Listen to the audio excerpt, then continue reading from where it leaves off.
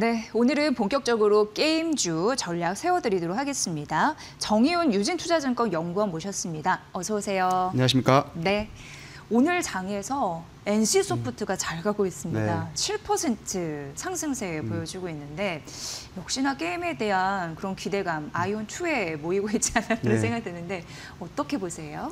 아무래도 아이온2가 이제 출시가 되고 지난주에 NC소프트 주가가 많이 하락을 했습니다. 네. 아무래도 처음에 이제 오픈되고 났을 때는 좀 성과가 부진한 것이 아닌가라는 시장의 우려감이 많이 작용된 것으로 보이는데 이게 주말을 지나면서 아이온에 대한 성과가 시장의 우려보다 훨씬 더 지금 잘 나오고 있다라고 하는 얘기가 많이 나오고 있고, 특히 유저 리텐션이나 이런 부분도 좀 빠르게 빠져나가고 그런 흐름을 보이는 것이 아니라 좀 계속해서 잘 유지가 되면서 NC소프트에 대한 이익 기여도나 좀 중장기적인 성장 방향성에 있어서 지난주 주가 하락폭에 우려할 만큼은 아니다라고 지금 투자자분들께서는 생각하시는 것 같습니다. 네, 사실 19일에 14% 급락을 했고 그 다음에 3% 추가적으로 떨어졌고 주말을 지나면서 이게 어떻게 보면 반등세를 타는 건데 이렇게 분위기가 전환이 될 수도 있군요. 네. 예. 아무래도 그러니까 이번에 좀 되게 왜곡이라고 할까요? 그런 부분들이 많았던 이유가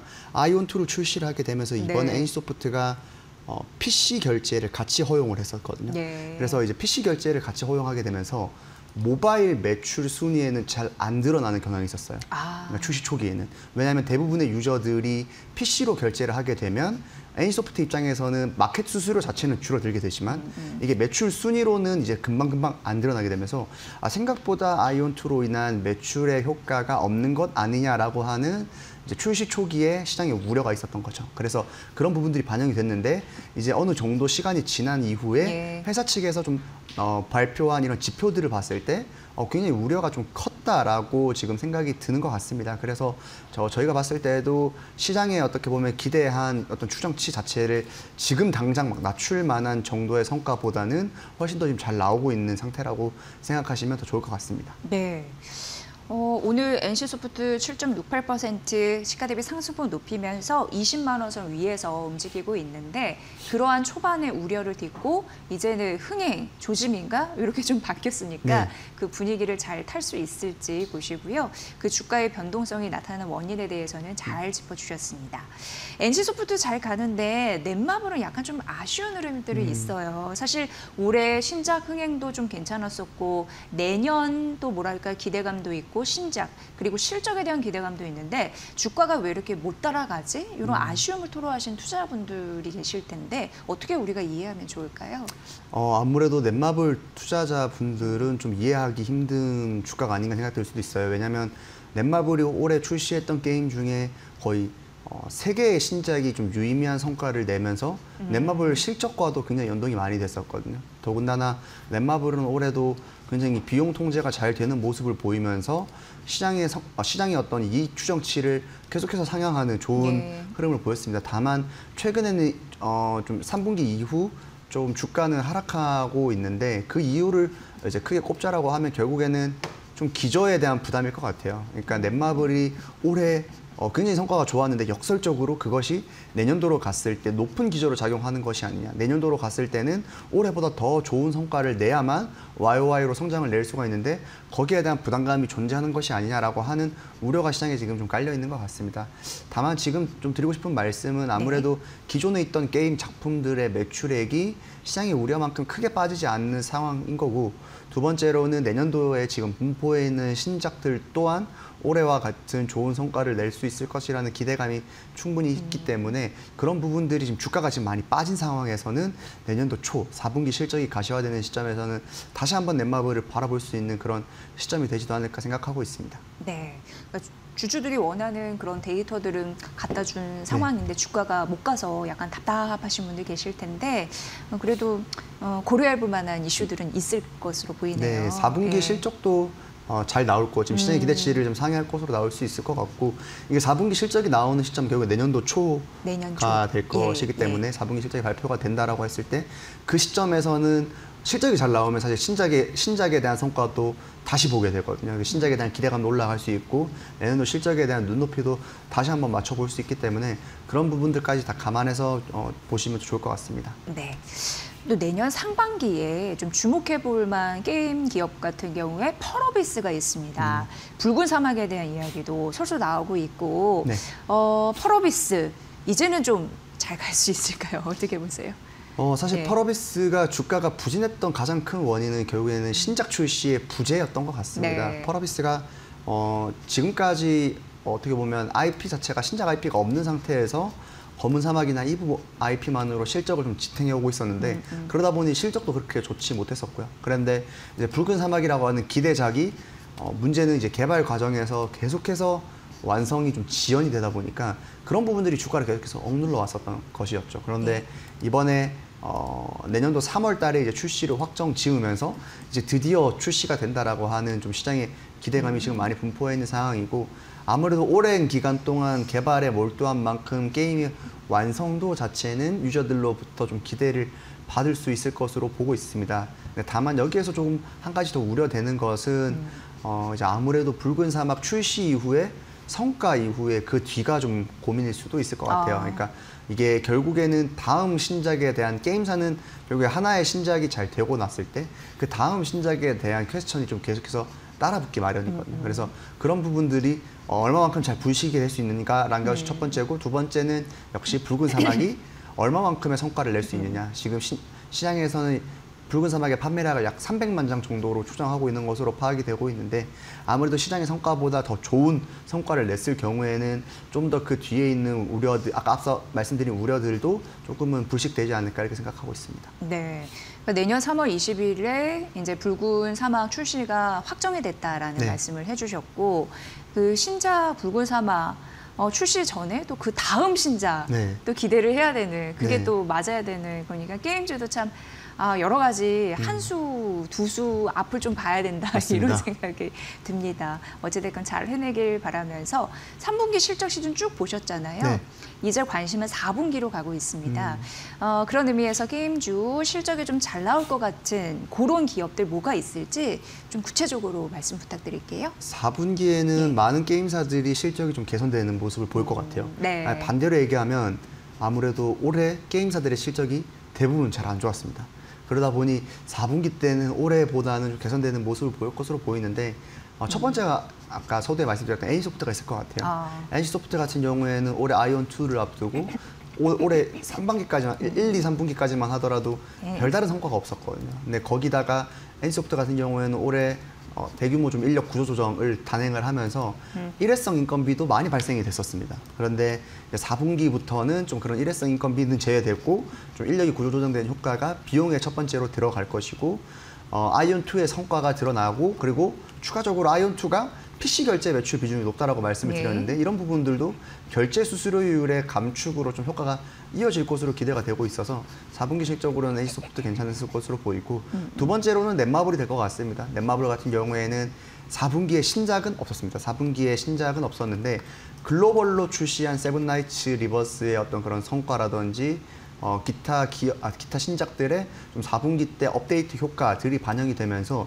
오히려 신작이 잘 됐었던 1분기, 2분기, 3분기보다 4분기가 더 실적이 좋을 것이라고 하는 추정이 지금 나오고 있습니다. 특히 3분기 때 나온 벤피르도 신작의 효과가 4분기 때 온기 반영될 수 있기 때문에 4분기 실적에서는 넷마블도 좋을 것으로 보이고 크래프톤 같은 경우에는 3분기 대비로는 실적이 QOQ로 좀 소폭 줄어들 수는 있으나 아무래도 크래프톤 같은 경우에는 주가가 지금 좀 많이 빠진 상황에서는 내년도에 있던 모바일 게임 신작인 패럴드 모바일이 좀 기대감을 받을 수 있다는 생각이 들고 있습니다. 그래서 이런 부분들도 함께 같이 보시면 좋을 것 같습니다. 네, 향후 실적에 주목할 게임주 3개 말씀을 해주셨는데 NC소프트 같은 경우에는 뭐 신작 라인업 기대 그리고 무엇보다도 비용 절감, 네. 일회성 비용이 이제 네. 포함이 안 되니까 그리고 아이온 그2 이런 부분으로 또 잘 벌 수 있을지 보셔야 될 것 같고요.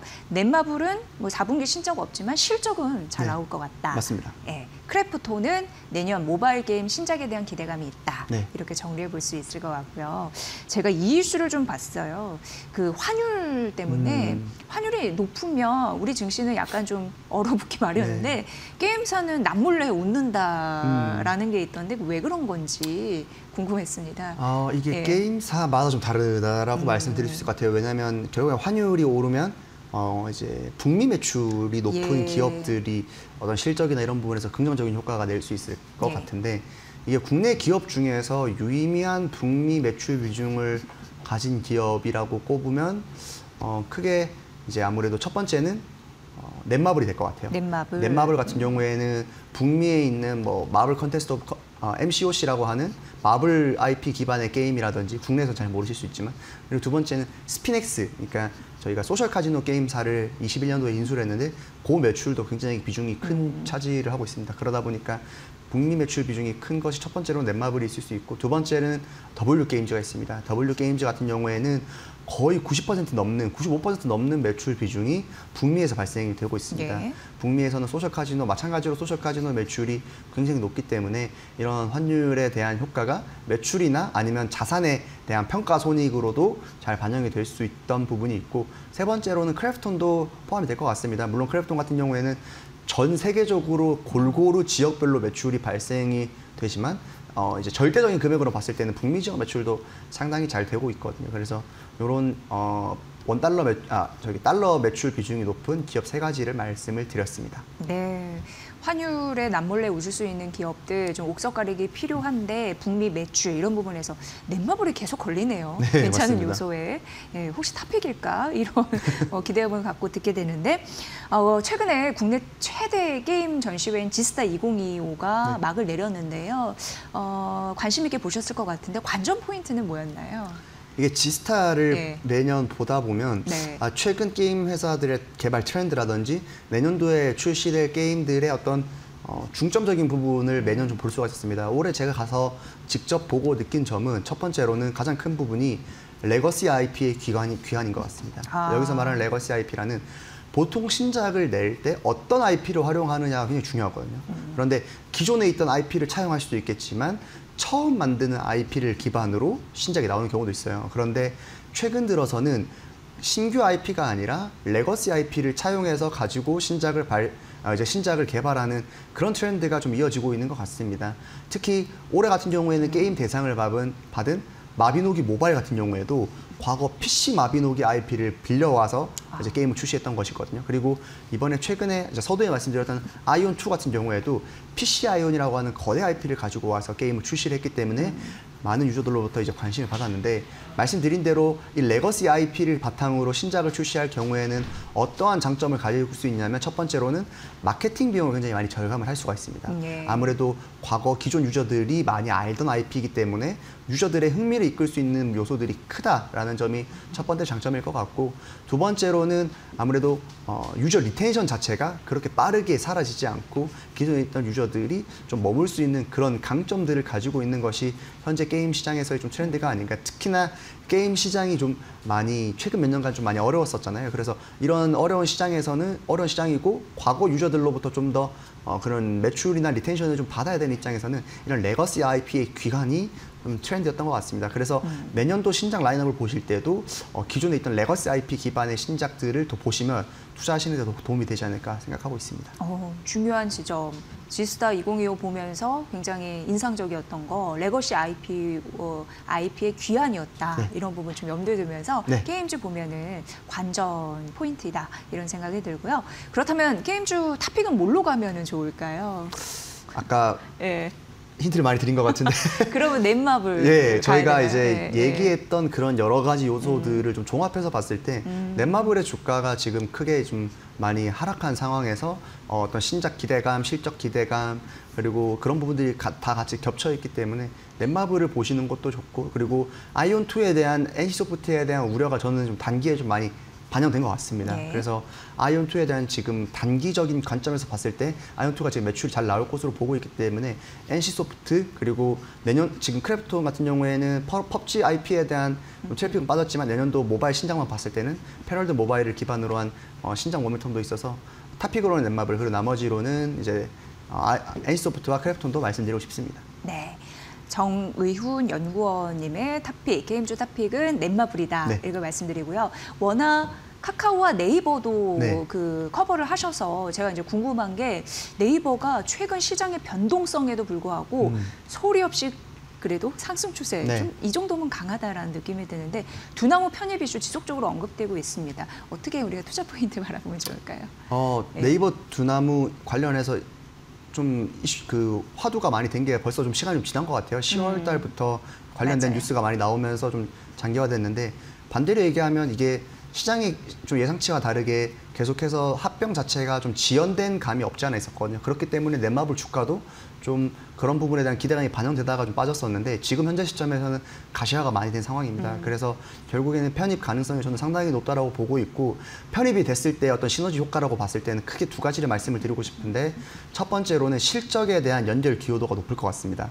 이게 네이버 주식이 희석되는 것보다 훨씬 더 지배주주 이익이라든지 영업이익이 훨씬 더 많이 반영되는 것이 첫 번째로 이제 핵심적인 포인트이고 두 번째로는 아무래도 스테이블 코인과 관련된 사업적 시너지 효과가 될 것 같아요. 지금 국내 같은 경우에는 아직까지 워낙 스테이블 코인과 관련된 입법화가 완전히 마무리되지 않았는데 내년도에 이런 부분들이 차츰차츰 가시화가 될 때 네이버와 두나무를 중심으로 한 어떤 컨소시엄 자체가 굉장히 큰 좀 시장에서의 시장에서의 위치를 점하지 않을까 이런 기대감도 가지고 있는 상황입니다. 네, 네이버까지 또 알찬 정보 주셨습니다. 지속적으로 좀 투자자분들이 궁금해하신 부분이 있을 때 좀 자주 나와주세요. 네, 알겠습니다. 오늘도 되게 긍정적인 그리고 뷰 주셔서 감사합니다. 정의훈 유진투자증권 연구원의 분석이었습니다. 고맙습니다. 감사합니다.